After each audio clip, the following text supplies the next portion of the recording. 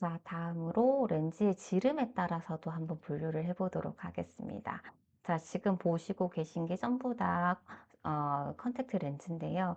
요렇게 작은 사이즈도 있고 요렇게 가면 조금 더 큰 그런 이제 크기의 렌즈를 확인하실 수가 있는데, 가장 작은 형태가 하드 렌즈죠. RGB 렌즈. 하드 렌즈가 가장 작은 형태로 되어 있고, 그다음에 소프트 렌즈, 일반적인 사이즈 많이 사용하는 사이즈고, 이거보다 조금 더 큰 형태가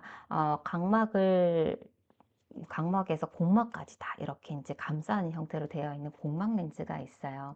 하얀 부분 곡막까지 감싸는 형태죠. 대부분 치료용으로 이용이 많이 되는데요. 좀 사이즈가 훨씬 더 크죠. 지금 착용하고 있는 모습이고, 좀 생김새도 일반적인 렌즈랑 조금 다르죠, 그죠? 그래서 이렇게 이제 구분을 해볼 수가 있습니다. 자, 근데 이제 이 크기를 결정을 할 때 이제 기준이 되는 것은 각막의 크기예요.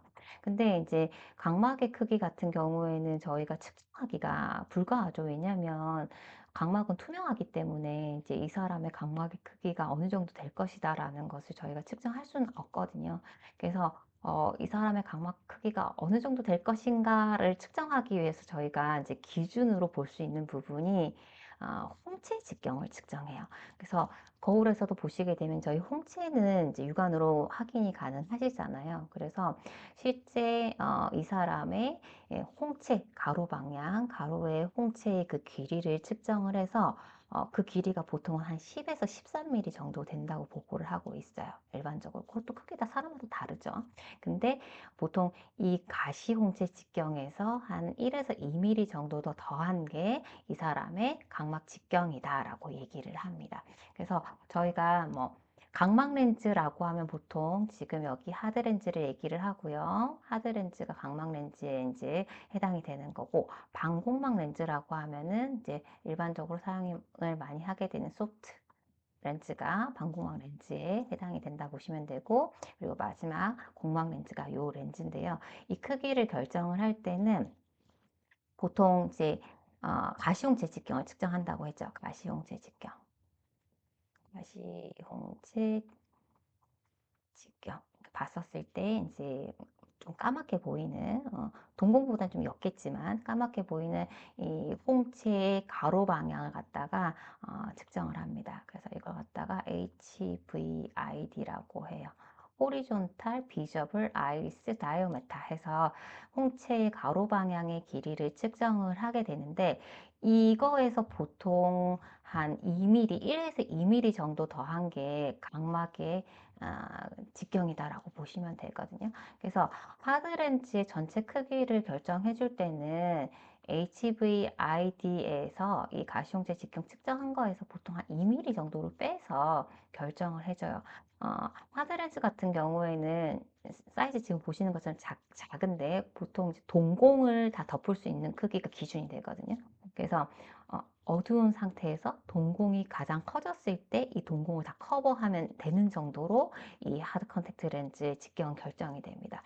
그러려고 하면은 이 가시용제 직경에서 한 2mm 정도 뺀 그런 크기로 이제 결정이 돼요.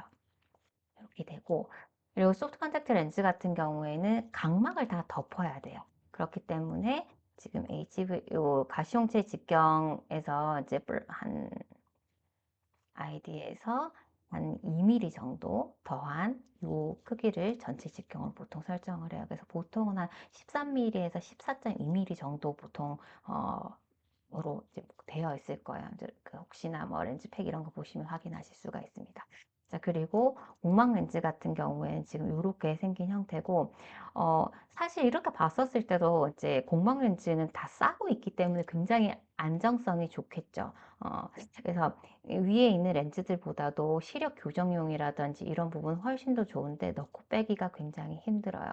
그래서 곡막 렌즈를 사용하게 되는 대표적인 예가, 왜 각막이 이렇게 뾰족하게 되어 있는 원주 각막 같은 경우에 일반적인 하드렌즈로 좀 교정하기가 불가할 수 있어요. 왜냐면 너무 뾰족하면 움직임이 크고 피팅이 안 될 수 있기 때문에, 그런 경우에 아예 싸가지고 이제 눌러주는 형태로 교정을 하는 때 이제 곡막 렌즈 형태로 사용할 수도 있고요.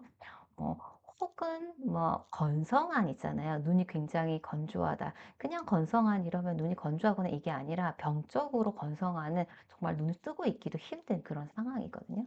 그런 경우에는 이 공막 렌즈 요 중간 부분에 인공 누액을 넣고 렌즈를 착용하면은 이 사람이 생활하는 동안에는 그 수분이 이제 계속 유지가 되는 거예요. 그런 식으로 해도 그런 식으로 해서 불편함을 해소하기 위한 어떤 치료 목적으로 공막 렌즈가 좀 많이 사용이 됩니다.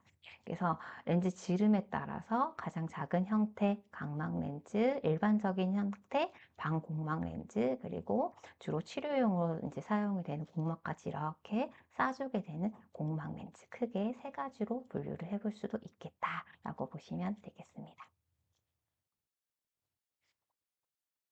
그 다음에요. 피팅 목적과 사용 방식에 따라서도 이제 분류를 해볼 수가 있겠는데, 뭐, 피팅 목적을 보시게 되면 크게 세 가지 목적으로 사용이 됩니다. 광학적인 목적, 이게 이제 가장 일반적인 거겠죠. 시력 교정 목적으로. 구면이나 토링 렌즈나 노안 렌즈 등등등, 이렇게 시력 교정 목적으로 사용이 되는 경우가 광학적 목적으로 사용이 된다라고 보시면 되겠고, 자, 의학적 목적이라고 하면 아까 보셨었던 그 공막 렌즈의 형태처럼 어떤 불편한 부분이 있을 때 사용할 수도 있고, 뭐 뒤에서 살펴보시겠지만 뭐 색약 렌즈라고 하는 것도 있어요. 어떤 색각 이상이 있어서 색깔 구분이 조금 힘들 때 구분을 좀 용이하게 하기 위해서 사용되는 그런 경우도 있어요. 이제 그런 것들은 다 이제 의학적 목적으로 사용이 되는 그런 형태들이겠죠. 있고요. 그리고 이제 미용적 목적으로 사용된다. 대표적으로 요즘에 많이 사용되는 컬러 컨택트 렌즈 있잖아요. 그죠? 조금 더 이제 이렇게 홍채 부분을 더 크게 하고 동공 부분 좀 크게 보이게 하고 컬러도 좀 다르게 보이게 해서 굉장히 미용적인 목적으로 사용을 하는 그런 이제 형태도 있습니다. 그래서 이렇게 사용 목적에 따라서도 구분을 해볼 수가 있겠습니다. 그 다음에 사용 방식에 따라서도 저희가 또 구분을 해볼 수가 있는데, 한, 예전에는 제가 뭐, 한 20년 전쯤이죠. 그때는 요렇게 생긴 병렌즈가 대부분이었거든요. 요렇게 병렌즈로 나오는 요런 형태는 보통 사용하는 그 주기가 6개월에서 1년 정도를 기준으로 하고 있어요. 물론 사용하는 사람의 어떤, 생활, 뭐, 습관, 타입, 이런 거에 따라 다르죠. 왜냐면 아무래도 이 병렌즈는 쓰고 또 세척해서 담가 놓고 이걸 갖다 계속적으로 하면서 오랜 시간 사용하는 정기 교체용의 렌즈잖아요. 그러면은 이 사람이 뭐 얼마만큼 깨끗하게 관리를 했느냐, 혹은 또 눈에 착용하는데 눈화장을 하는 그런 이제 여성이냐, 뭐 그리고 생활하는 환경 자체가 어떤 이제 오염이 잘 될 수 있는 그런 환경이냐, 뭐 착용 시간이 어느 정도 되느냐, 요거에 따라서 실제 이 렌즈를 사용할 수 있는 기간이 좀 굉장히 다를 수 있기 때문에 6개월에서 1년 정도를 보는 거예요. 뭐 쓰다가 처음엔 투명했는데 나중에 사용할 때 쓰자마자 좀 잘 안 보인다, 뿌옇다면 이물질 침착이 많이 된 거죠. 그죠? 그럼 사용하시면 안 되고. 이런 식으로 계속 관리를 하면서 정기적으로 교체하는 요런 이제 정기 교체형이 예전에는 대부분이었었거든요. 근데 요즘에는 요런 렌즈의 형태 참 찾아보기가 조금 힘들어요. 물론 판매를 하고 있기는 합니다. 왜냐하면 굉장히 경제적이기 때문에. 근데 이제 이 렌즈가 점점 없어지고 요런 이제 쓰고 버리는 렌즈의 형태, 일회용 렌즈의 형태가 이렇게 많이 나오는 이유는 첫 번째로 질환과 관련한 문제 때문이죠. 그죠? 병렌즈 같은 경우에는 아무래도 렌즈를 계속적으로 소독 세척을 하면서 이렇게 관리를 하면서 사용을 하다 보니까 뭐 관리를 잘 해도 일단 눈에 착용했었을 때 문제를 발생시킬 수 있는 어떤 가능성은 훨씬 더 커지잖아요. 그렇기 때문에 질환과 관련한 부분들이 가장 문제가 되고, 그리고 지금은 일회용 렌즈를 주로 사용을 하다 보니 편리성의 문제라든지 이런 것들이 지금 너무 편하게 쓰다가 이런지 관리하면서 쓰는 것 자체가 너무 불편한 거죠. 그래서 어, 위생적인 부분, 그리고 편리성 이런 것 때문에 지금은 대부분 일회용 렌즈를 사용을 하고 있어요. 어, 그래서 지금 보게 되면은 일회용 렌즈냐 아니면 정기적으로 교체해서 쓰는 렌즈냐 이런 식으로 좀 분류를 해볼 수가 있고요. 그리고 일회용 렌즈도 보통 하루 쓰는 뭐 데일리 디스포저블을 일회용이라고 생각을 하시지만 이거 말고도 2 주로 제 쓰고 버리는 형태도 있고 좀 기간이 긴 거죠. 한 달까지 사용하고 쓰고 버리는 것까지 한 달까지의 어떤 요런 형태를 전부 다 일회용 렌즈라고 이야기를 합니다. 어 사실 하루 쓰고 버리는 게 가장 위생적이긴 하겠지만 비용적인 부분에서 굉장히 부담스럽기 때문에 조금 더 긴 시간 동안 사용할 수 있는 이런 형태로 나오는 거고, 그래도 병렌즈보다는 조금 더 위생적인 부분에 있어서는 안정성이 있는 거죠. 그래서 이런 식으로 이제 만들어져 나온다. 그래서 일회용이라고 하면은 그 사용 기간을 한 달 이내에서 사용하고 이제 버리는 렌즈의 형태를 일회용 렌즈라고 보시면 되겠고, 정기 교체용 그 이상으로 해서 이런 식으로 나오는 병렌즈의 형태를 정기 교체용으로 보시면 되겠습니다. 자, 그리고 위에 보면은 매일 착용 렌즈나 연속 착용 렌즈냐 이렇게 또 구분을 해볼 수가 있어요. 그러니까 이런 식으로 구분을 해 보시면 되겠는데, 매일 착용 렌즈는 뭐 이런 것들은 다 매일 착용이죠. 하루 쓰고 버리고 하루 쓰고 좀 다시 넣어 가지고 이제 또 보관하고 이런 건데, 지금 여기 보이는 연속 착용 렌즈라고 하면 착용하고 이건 한 달 동안 연속 계속적으로 착용하고 있어도 되는 렌즈예요. 안 빼도 된다는 얘기죠. 이렇다는 얘기는 굉장히 착용했었을 때 안정성이 높다는 거예요. 그러니까 뭐 산소 투과도도 굉장히 높고, 어떤 그 뭐 착용하고 있음으로 해서 발생될 수 있는 이제 뭐 어떤 오염이라든지 이런 것도 굉장히 낮다라는 얘기거든요. 그래서 요렇게 연속 착용 렌즈로 구분을 되기 위해서는 기본적인 어떤 뭐 기준, 산소 투과도가 뭐 얼마 이상이 돼야 되느냐, 그리고 오염도는 노출시켰을 때 어느 정도 오염의 안정성이 있느냐, 이런 것들이 다 통과가 된 것들만이 연속 착용 렌즈로 이렇게 구분이 될 수가 있어요. 그래서 요렇게도 이제 구분할 수가 있습니다. 근데 사실 뭐 연속 착용 렌즈라고 나오기는 했지만 굉장히 좋은 렌즈이긴 하지만 연속 착용으로 하는 것은 권장하지 않아요. 분명히 문제를 발생시킬 수 있는 그런 이제 게 훨씬 높기 때문에 이제 권장하진 않고, 요렇게 착용되는 대표적인 예로 예전에 이제 저희 아이가 그 물놀이를 다녀와 가지고 이제 결막염에 걸렸는데, 애기다 보니까 눈을 계속 만지잖아요, 간지럽고 이러니까. 그러니까 이게 각막염으로 또 이렇게 더 심하게 된 거죠. 그래서 고런 고것 때문에 이제 이렇게 눈에다가 연고를 바르고, 이제 또 연고 바르면 또 뭐 어른도 그렇지만 애기들은 특히나 더 막 찝찝하니까 눈을 만지고 하잖아요. 그러면 또 눈물 때문에 또 씻겨 나가기도 하기 때문에 그런 경우에 치료에 어떤 이제 약물을 갖다가 넣고 그 위에다 렌즈를 씌우는 거죠, 못 만지게. 그런 식으로 해 가지고 이제 며칠간 계속 쓸 수 있게끔 이런 식으로 이제 어떤 치료용의 어떤 밴드 같은 역할처럼 그런 식으로 또 이제 사용을 하게 되는 경우도 있어요. 그래서 그런 경우에 이제 사용할 수도 있습니다. 그래서 구분을 할 때 이제 매일매일 착용하는 일반적인 형태도 있고, 계속적으로 착용을 해도 되는 그런 형태도 있다.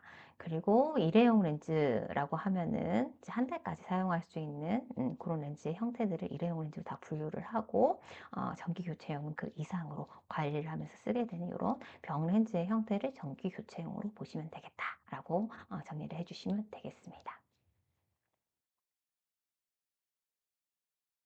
그다음에 사용 목적에 따른 분류로도 한번 그 구분을 해 보도록 할게요. 첫 번째로는 광학적 용도라고 하면은 뭐 시력 보정용 일반적으로 사용하는 경우가 있고요. 그리고 직업적으로 이제 사용을 해야 되는 경우들도 있습니다. 뭐 요리를 할 때 안경을 쓰게 되면 굉장히 불편할 수 있죠. 뭐 김도 끼일 수도 있고, 아니면은 이렇게 요리하는 중간에 이렇게 기름 같은 게 렌즈에 튀면은 없어지지 않으니까요. 그런 경우에는 렌즈를 착용하는 게 훨씬 더 편할 거고, 그리고 스포츠용 운동을 할 때 활동성을 좋게 하기 위해서 사용할 수도 있어요. 근데 이거 할 때도 하드렌즈, 소프트렌즈 뭐 예를 들어서 있다라고 하면 하드렌즈가 시력 교정용은 좋거든요. 그래서 눈이 안 좋은데 시력 교정이 정확하게 잘 돼야 된다, 뭐 예를 들어서 사격을 한다, 이런 경우에는 하드렌즈를 쓰셔야 되는 선택을 하셔야 돼요. 그리고 이제 뭐 수영 같은 경우 아까도 말씀드렸지만 이게 뭐 소프트 렌즈 쓰시면 안 돼요. 이제 수영 같은 경우 할 때는 뭐 사실은 컨택트 렌즈 쓰면 안 되고 수경에다가 도수를 넣어서 쓰셔야 되거든요. 왜냐면은 렌즈 그 사이사이에 왜 소독 물질 같은 것이 다 이렇게 다 들어오기 때문에 침착이 되기 때문에 그런 게 질환과 바로 연관이 될 수가 있어요. 그래서 렌즈를 착용을 하시면 안 돼요. 그래서 뭐 그런 목적으로 사용을 할 수가 있고요. 그다음에 뭐 미용용으로 아까 서클 렌즈 이런 이제 목적으로 사용할 수가 있습니다. 자, 그것과는 또 구분이 될 게 이제 의학적 용도로 사용되는 게 묘로한 경우들이 의학적 용도로 사용이 되는 경우인데, 각막에 부정 난시가 있다. 일반적인 난시 같은 경우에는 토릭 렌즈라든지 그런 것들로 이제 교정이 되겠지만, 부정 난시는 어떤 방향성이 없는 불규칙한 난시이기 때문에 일반적인 렌즈의 형태는 안 되고, 각막을 이렇게 평평한 형태로 뭐 하드 렌즈를 이용해서 눌러준다라든지 뭐 이런 식으로 교정을 할 수가 있어요. 그래서 이제 그런 경우의 목적으로 이제 사용을 한다. 뭐 원추 각막도 마찬가지죠. 그죠? 그런 경우에 아까 공막 렌즈를 이용을 한다든지 그렇게 쓸 수가 있고. 그리고 부등상, 양안의 뭐 상의 크기가 달라가지고 상의 크기를 맞추기 위한 목적으로 상배율 변화만 준 렌즈 형태, 컨택트 렌즈로 사용할 수도 있습니다. 그렇게 이용이 될 수가 있고요. 뭐 치료용으로 사용을 한다 했었을 때 아까 뭐 말씀드렸었던 그 계속적으로 착용할 수 있는 렌즈 형태도 사실은 치료용으로 이제 포함이 될 수 있는 그런 형태이겠죠. 그죠? 보시면 되겠고. 그 다음에 성형용이라고 하면은 이제 대표적인 게 홍채 렌즈라는 게 있어요. 지금 홍채 렌즈라는 게 있는데, 이 홍채 렌즈 같은 경우에는 저희가 홍채가 다 이렇게 있는데, 뭐, 태어날 때 어떤 선천적인 문제에 의해서 멜라닌 색소가 이렇게 생성되지 않아서 홍채가 없는 사람도 있습니다. 그럼 조금 우리가 그렇겠죠. 그리고 복희도 그렇지만 홍채가 없게 되면 어떤 문제가 있을까요? 영양 조절 자체가 안 되기 때문에 그런 부분도 굉장히 불편할 수 있잖아요. 그죠? 그래서 지금 보시게 되면은 이렇게 요런 홍채 렌즈를 쓸 수가 있어요. 타입별로 이런 식으로 이제 사용을 할 수가 있고, 뭐 지금 이런 경우도 사용할 수가 있겠죠. 홍채는 있는데 색깔이 다르죠. 그죠? 그래서 뭐 이런 눈을 갖다가 오드아이라고 얘기를 하지만 정확한 의학명은 홍채 이색, 색이 다른 증이에요. 그러면은 같은 홍채로 보여주기 위한 어떤 컬러를 선택해서 착용을 할 수가 있는 거죠. 이런 게 이제 성형용에 포함이 되는 그런 렌즈의 형태입니다. 자, 그리고 뭐 검사용으로 사용을 하는 경우는 저희가 뭐 눈과 관련한 검사를 할 때 이 각막에다가 어떤 검사용의 렌즈를 부착을 시키고 하게 되는 뭐 망막 전이도 검사할 때나 이런 거 할 때도 사용할 수가 있는 그런 형태도 있고요. 최근에 개발된 이게 스마트 컨택트 렌즈 들어보셨을지 모르겠는데, 지금 뭐 요거는 녹내장 환자 같은 경우에 안압 유지가 굉장히 중요하잖아요. 그래서 렌즈를 착용을 해가지고 이 렌즈에 있는 어떤 센서가 이 사람의 안압을 계속 실시간적으로 체크를 해가지고 또 앱으로 알려줍니다. 알려줘요.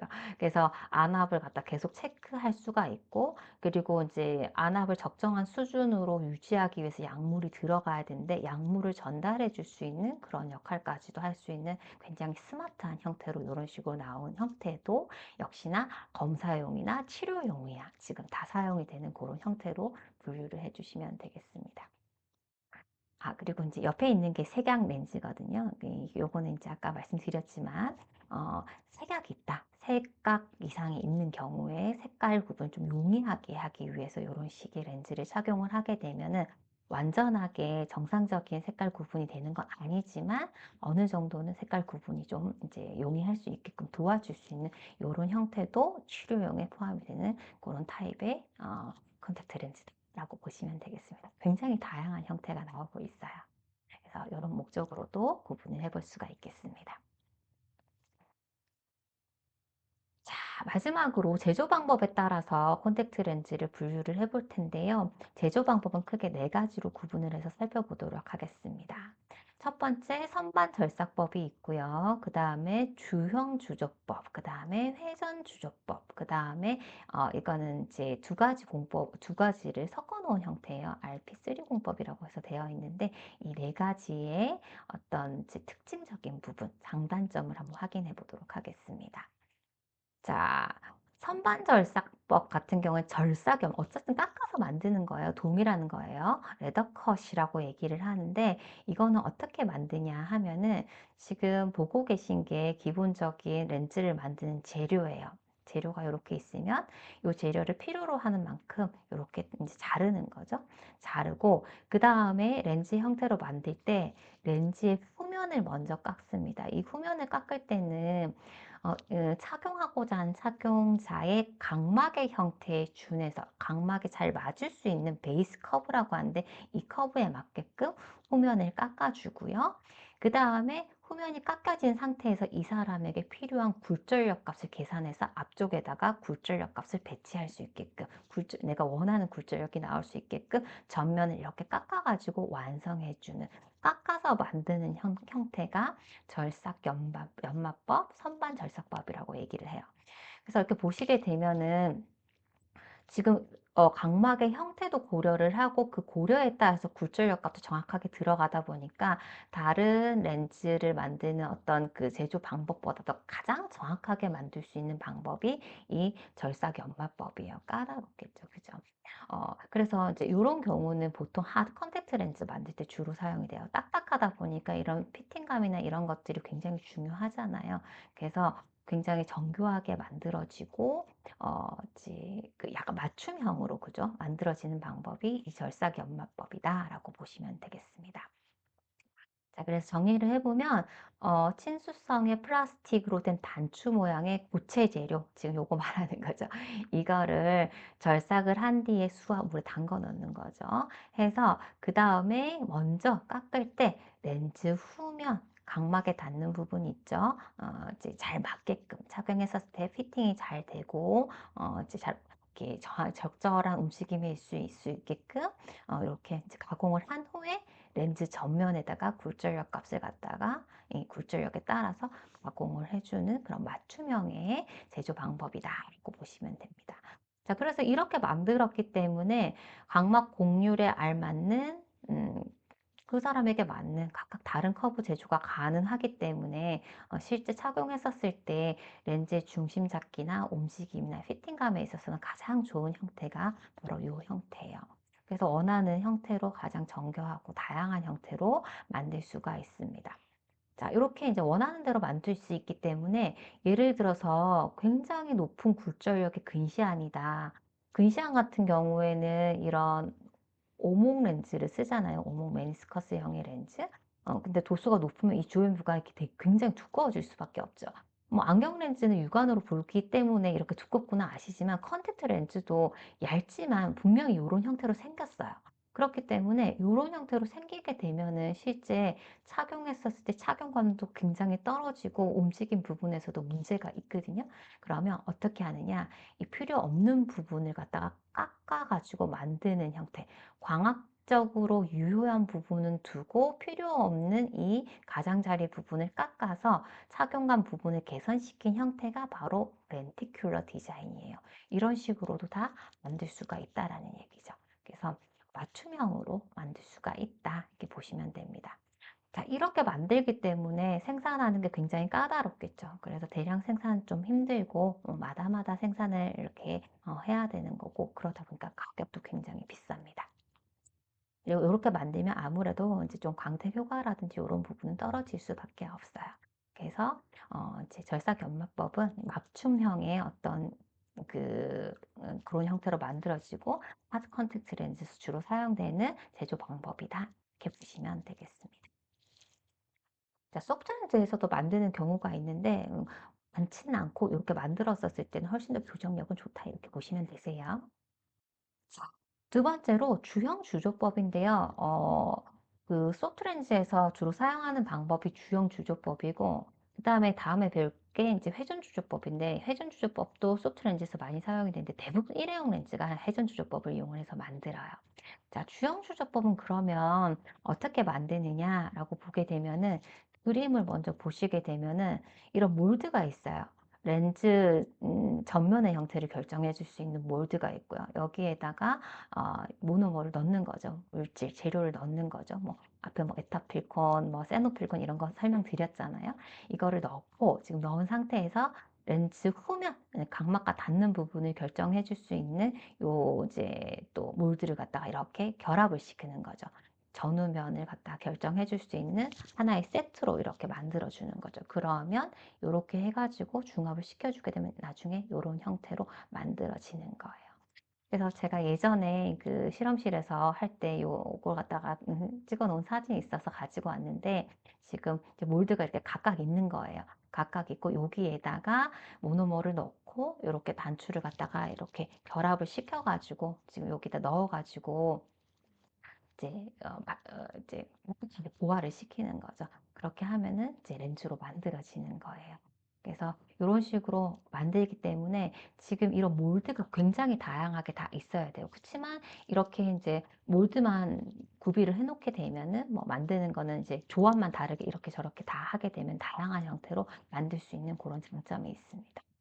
자, 그래서 주형 주조법, 캐스트 몰드라고 하는 이 방법은요, 렌즈의 앞면과 뒷면의 형태를 가진 틀, 지금 요 회색깔로 보이는 이 틀, 그 사이에다가 렌즈의 원료를 넣고요. 넣은 상태에서 열과 압력, 자외선으로 중합시키는 방법을 통해서 만들 수 있습니다.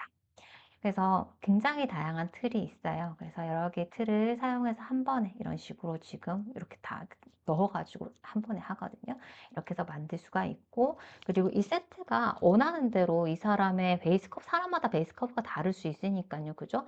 그래서 그거마다 이제 틀만 만들어 놓으면은 조합은 전후면 따로따로 원하는 대로 이제 베리에이션 해서 할 수가 있어요. 그래서 독립적으로 만들 수가 있다. 장점이라고 하면은 렌즈 제작이 쉽죠. 이런 식으로 그냥 만들면 되니까. 그리고 틀만 있다라고 하면은 이제 그다음부터는 계속적으로 그냥 반복적으로 하게 되니까 생산비가 비교적 저렴한 것이 장점이에요. 그리고 전후면에 이 이제 틀을 뭐 조합하는 거에 따라서 굉장히 자유롭게 설계를 할 수가 있고, 균일한 품질의 렌즈를 대량으로 생산할 수 있는 장점을 가지게 되는 게 이 주형 주조법이 되겠습니다. 근데 이제 아무래도 생산비가 다 저렴하다 했는데 어쨌든 간에 이걸 만들기 위해서는 기본적으로 이 틀을 갖다가 만들어 놔야 되는 거잖아요. 그래서 처음엔 이 틀을 갖다가 생산하는 비용 자체는 조금 들 수가 있겠죠. 그런 부분에 있어서 비용이 좀 발생할 수가 있다. 내가 뭐 굉장히 다양한 디자인으로 만들고 싶다라고 하면 틀을 많이 만들어야 되니까 그런 부분이 이제 장점이라고 한다면 단점일 수 있습니다. 자, 그래서 수트 렌즈에서 주로 사용하는 방법이 이 주형 주조법입니다. 이렇게 보시면 되겠고요. 자, 그다음에 지금 많이 사용하는 방법이 회전 주조법인데, 이 회전 주조법 같은 경우에는 일회용 렌즈에서 주로 사용하는 방법이고, 어 조금 한번 보시게 되면은 만드는 그 생산 단가는 굉장히 저렴할 수는 있는데, 실제 시력 교정의 어떤 그런 목적에서는 조금 음 떨어질 수가 있어요. 자, 만드는 방식이 보게 되면은 역시 이런 틀이 있습니다. 틀이 있고 이 틀이 이제 딱 정해져 있기 때문에 렌즈의 그 전면은 그냥 고정이에요. 그냥 고정. 그리고 여기에 인제 모노머를 떨어뜨리고 이렇게 회전을 시키는 거예요. 그러면은 이 회전시키는 속도라든지 지금 그 모노머의 어떤 뭐 농도, 끈적임, 어떤 성분의 어떤 성질에 따라서 회전을 빨리 시키면 원심력에 따라서 굉장히 얇게 만들어질 거고, 그죠? 그리고 좀 천천히 시키면 좀 두껍게 만들면 이 회전력에 따라서 굴절력 값이 결정이 되는 거예요. 자, 그러면 어 굴절력 값은 이 회전에 따라서 결정이 되는 건데, 그럼 실제 착용하는 이 착용자의 각막의 형태, 베이스 커브가 고려가 전혀 안 되는 방식이 바로 회전 주조법이에요. 그래서 이거는 하드 컨택트 렌즈는 절대 할 수 없는 방법이고, 말랑말랑한 소프트 컨택트 렌즈에서 적용할 수 있는 방법이긴 하지만, 실제 착용하는 착용자의 어떤 각막의 형태는 전혀 고려하지 않은 형태이기 때문에 착용했었을 때 좀 이렇게 막 렌즈가 헛돈다든지 이런 부분들이 있을 수 있어요. 그리고 간혹 일회용 렌즈 같은 경우에 똑같은 팩에 들어있는 어떤 렌즈를 하더라도 어떤 렌즈는 이상하게 안 맞고 렌즈가 막 계속 다른 쪽으로 넘어간다든지 이런 경우들이 가끔씩 나올 수가 있어요. 그게 불량인 거죠. 이게 회전시킬 때 제대로 뭔가 이제 작동이 안 된 거죠. 그죠? 그래서 그런 경우들이 있습니다. 그래서 요런 방식으로 만드는 게 회전 주조법 스핀 캐스팅 방법이다라고 보시면 됩니다.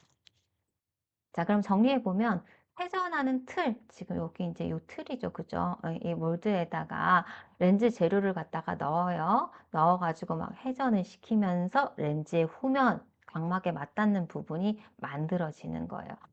굴절력에 의해서 회전을 하는 것이기 때문에 피검사 각막 형태는 전혀 고려되지 않은 방법이 되겠습니다.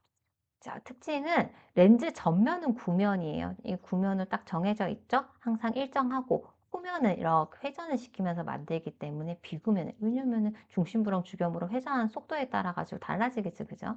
그래서 후면은 비구면으로 형성이 된다라는 게 특징이 되겠습니다. 렌즈 전면은 구면으로 정해져 있고 후면은 비구면으로 형성이 되는데, 이때 이 렌즈 어떤 크기라든지 형상에 어떤 그 변형을 줄 수 있는 변수를 줄 수 있는 요소들은 주형의 형상이나 회전 속도나 모노머의 양 이런 것들, 그리고 표면 장력, 재질의 농도, 중력 이런 것들에 따라서 좀 그 모양이 달라질 수가 있겠다라고 보시면 되겠습니다. 요렇게 만들어지다 보니까 이 이제 굴절력에 따라서 이제 결정이 되는 거지, 그 형태가. 피검자의 어떤 베이스 커브 각막의 형태를 전혀 고려하지 않다 보니까 좀 착용감에 있어서는 떨어질 수가 있겠다. 중심 이탈이 잦다라는 것이 단점이 될 수가 있어요. 근데 요렇게 만들다 보니까 사실은 매끈하게 만들어지거든요. 아까 막 선반절삭법 같이 이렇게 깎는 것보다 훨씬 더 매끈하겠죠. 그죠? 그래서 매끈하고, 그렇기 때문에 이물질 침착은 또 적은 것은 어떻게 보면 또 장점이 될 수가 있는 거죠. 어쨌든 요런 경우에는 착용감은 좋습니다. 착용감은 좋고요. 그리고 이제 생산자적인 부분에 있어 가지고 가장 이제 좋은 장점이라고 하면은 굉장히 저렴한 비용으로 대량 생산이 가능하다라는 게 어 큰 장점이죠. 그래서 초기에 일회용 렌즈는 막 샘플을 굉장히 많이 나눠 줬었잖아요. 지금 잘 그러진 않는데, 그럴 수 있었었던 게 이제 요런 부분에 있어서 생산 단가를 많이 낮출 수 있기 때문에 그런 거예요. 그래서 요런 부분들이 장점이 될 수가 있습니다. 자, 그런데 이제 단점으로 보게 되면은 이 렌즈 이 회전 속도라든지 이런 게 이제 이 사람의 굴절력에 따라서 이제 결정이 되다 보니까, 도수가 낮다라고 하면은 굉장히 얇게 만들어야 되겠죠. 그죠? 그래서 좀 얇게 만들어진 렌즈의 형태는 굉장히 좀 취급하기가 어려울 수 있어요. 렌즈를 손에 놨었을 때 형태 자체도 조금 잘 유지가 안 되고 접힌다든지, 그리고 하는 과정에서 찢어질 수도 있고, 이런 부분이 발생할 수가 있고요. 그리고 착용자의 어떤 베이스 컵은 전혀 고려되지 않았기 때문에 이제 한쪽 방향으로 돌아갈 수 있는 편심이나 이런 것들이 발생할 수가 있다라는 거. 그리고 렌즈 후면이 각막과 맞닿는 이 후면은 비구면 형태로 만들어져 있다라고 했어요. 근데 이제 이 비구면 형태의 정도에 따라서 달라지긴 하지만, 어쨌든 굴절력에 따라서 이 형태 자체가 결정이 된 거다 보니까 좀 움직임이 적을 수 있는 것이 문제일 수 있어요. 왜냐면은 움직임이 너무 많으면은 교정이 안 되는데, 움직임이 너무 적으면은 눈물 순환이 안 되기 때문에, 그것 때문에 또 질환과 관련한 어떤 문제가 발생할 수 있거든요. 그래서 움직임이 좀 비교적 적은 것도, 그래서 어떤 질환과 관련한 부분에 좀 노출될 수 있는 것도 이제 좀 단점이라고 하면 단점일 수 있겠습니다. 근데 뭐 다행히 대부분 일회용 렌즈이기 때문에 그렇게는 잘 되지는 않겠죠. 그죠? 이렇게 회전 주조법까지 살펴봤고요. 자, 마지막으로 이제 RP3공법이라고 하는 것은 리버스 프로세스라고 하는 건데, 두 가지 방법이 이렇게 접목이 되어 있어요. 이제 단점을 보완을 한 거죠. 자, 렌즈 앞쪽 면을 갖다가 이제 그 스핀 캐스팅으로 해요. 전면은. 근데 후면 같은 경우에는 각막과 맞닿는 부분이기 때문에 각막의 형태에 잘 맞게끔 해주는 게 교정력이나 피팅감에 있어서 좋으니까, 후면은 선반 절삭법으로 제조를 하고 전면을 스핀 캐스팅으로 제조를 하는 거죠. 그럼 전면은 더 매끈하니까 착용감이 더 좋을 거예요. 그래서 두 가지의 어떤 장점들을 갖다가 접목시킨 그런 이제 형태이다라고 봅니다. 보시면 됩니다. 그럼 가장 사실은 가장 좋은 형태죠, 그죠? 그래서 렌즈의 전면은 이제 원심 회전 주조법으로 했기 때문에 매끈하죠. 그래서 이 부분에 있어 이 방법에 어떤 장점이 있다라고 장점을 가져왔다라고 보시면 됩니다. 착용감도 적고 이물질 침착도 적다. 보시면 되겠고 그리고 각막과 맞닿는 렌즈 후면은 딱 각막의 형태에 맞게끔 만들었기 때문에 렌즈의 움직임이나 중심 잡기가 좋죠. 결국은 이렇겠다라고 하면은 피팅감도 좋지만 시력 교정력도 좋다는 얘기거든요. 그래서 이런 부분을 다 잡았다라는 얘기입니다. 자, 그리고 낮은 도수에서 일정한 두께를 유지함으로 스핀 캐스팅 같은 경우에는 낮은 도수에서 굉장히 얇게 되는데 이렇게 만들게 되면은 두께를 어느 정도 유지한 상태로 만들 수가 있기 때문에 앞에서 너무 얇아서 찢어지거나 접히거나 하는 문제점들이 이제 또 해결이 되는 거죠.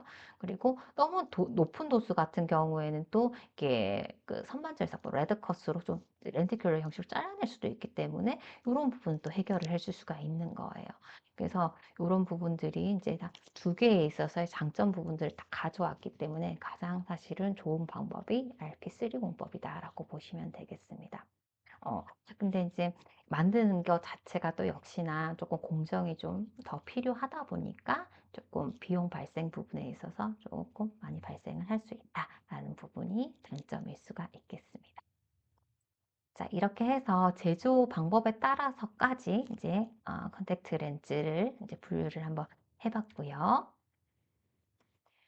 자, 여기 있는 요 제가 이제 동영상을 한번 보시면은 실제 제조하는 방법들을 확인하실 수 있어서 한번 이제 첨부를 해놨는데 요거는 개인적으로 요 사이트 이용해서 한번 보시면 좋을 것 같습니다.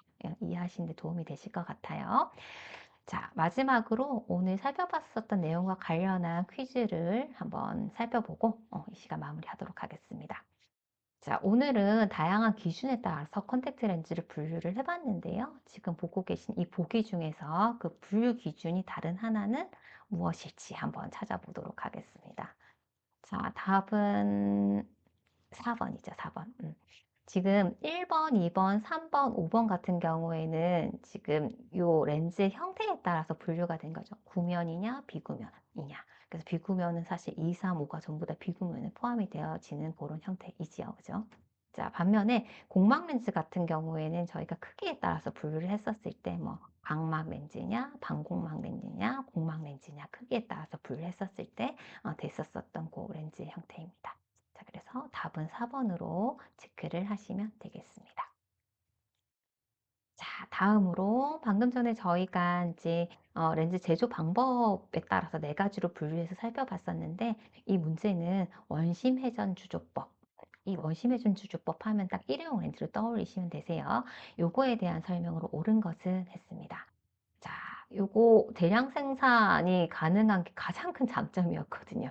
제조 단가가 싸고 대량 생산 쉽고, 그죠? 그래서 어렵다. 이거는 아니고 아닙니다. 그리고 렌즈 전면이라고 하면은 지금 이게 요쪽 부분에 해당되는 건데 이건 구면으로 딱 결정이 되어 있다라고 했죠. 그래서 비구면이 아니고 구면으로 되어 있기 때문에 요것도 아니고요. 그리고 렌즈의 크기 형상 이런 것들은 주형의 형상, 주형의 회전 속도, 모노머에 의해서 결정이 된다라고 했습니다. 그죠? 그래서 답은 일단 3번으로 체크를 하시면 되겠고 4번 다양한 디자인의 렌즈를 만들 수가 있고 렌즈의 단가가 저렴하다. 요거는 어떤 거의 특징일까요? 이거는 주형 주조법의 특징이죠. 주형 주조. 테스트 몰딩 방법입니다. 자, 그 다음에 최초로 사용된 방법으로 하드 컨택트 렌즈 제작에 주로 사용이 된다. 이거는 선반절삭법, 그죠? 선반절삭법, 절삭연파법. 에 대한 설명이 되겠습니다.